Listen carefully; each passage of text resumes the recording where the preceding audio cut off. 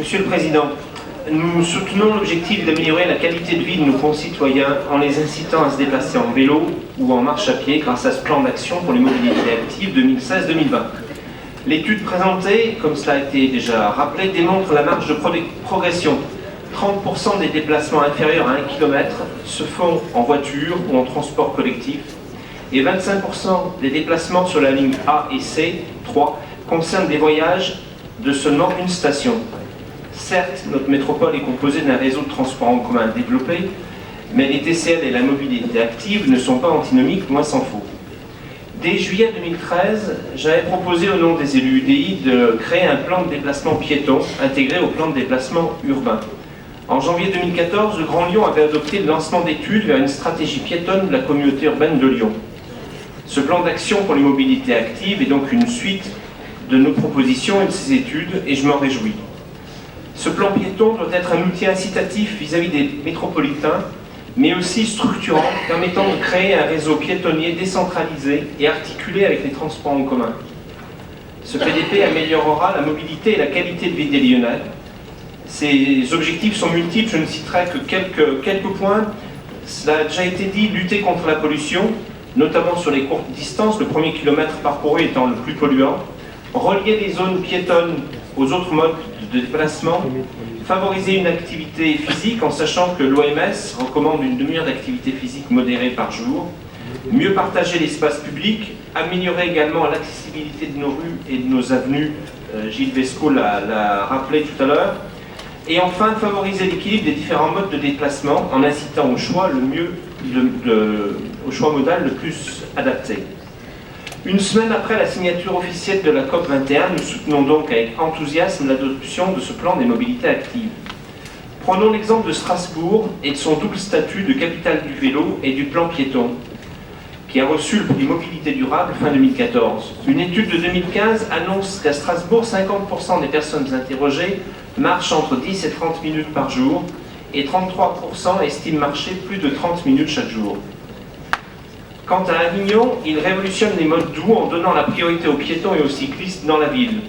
Des mesures votées la semaine dernière prévoient une adaptation de la ville d'ici 2020, vitesse réduite, nouvelle zone piétonne, suppression de mobilier urbain, aménagement de trottoirs, nouvelle signalisation, création d'axes rapides pour les piétons, itinéraires cyclables long des remparts, en ajoutant un changement sur les tarifs de stationnement qui diminuent selon la distance.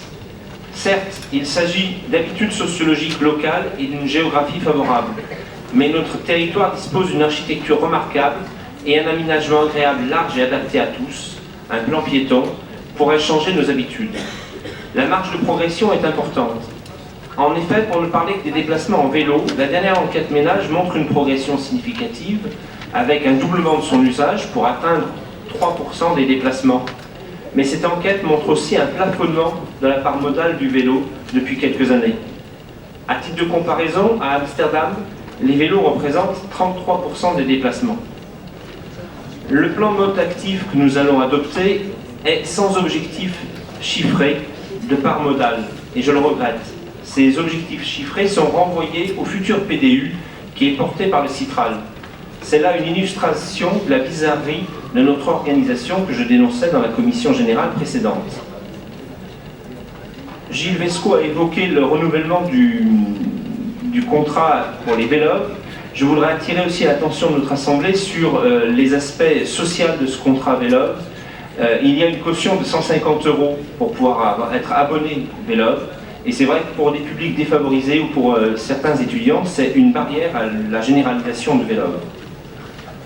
En suivant cet élan de plan d'action innovante, déjà lancé et mis en œuvre par des villes françaises et européennes, nous devons mettre en place de nouvelles formes d'action, comme des jalonnements piétons, une réelle continuité des pistes cyclables et des cheminements piétons, ces cheminements devant être préservés lors de travaux ou de construction immobilière, des autoroutes pour vélos, permettant une plus grande sécurité et favorisant l'allongement des distances parcourues, le développement de la présence de vélos dans les couloirs de bus réaménagés, le développement d'un système de location de vélos longue durée, également faciliter l'accès des cyclistes aux transports en commun et notamment sur les TER.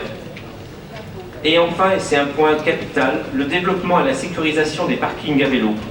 Nous avons tous en tête les photos des parkings à vélo de la gare d'Amsterdam. Ce parking offre 10 000 places de stationnement. Le chemin reste long pour nos gares de la Pardieu ou de Perrache. J'attire votre attention sur le manque de lisibilité du stationnement des vélos en gare, doté pour certaines de consignes à vélo TCL, pour d'autres de consignes à vélo TER, qui ne sont pas accessibles à tous. Un travail de coordination est à engager, là encore, avec la région, pour rendre plus lisibles ces stationnements et pour favoriser le rabattement, autrement que par la voiture, dans l'ensemble des gares de la métropole. Je ne doute pas que le PDU, en cours d'élaboration par le Citral, traitera de la problématique du rabattement vers les gares et vers les terminus de métro-tram.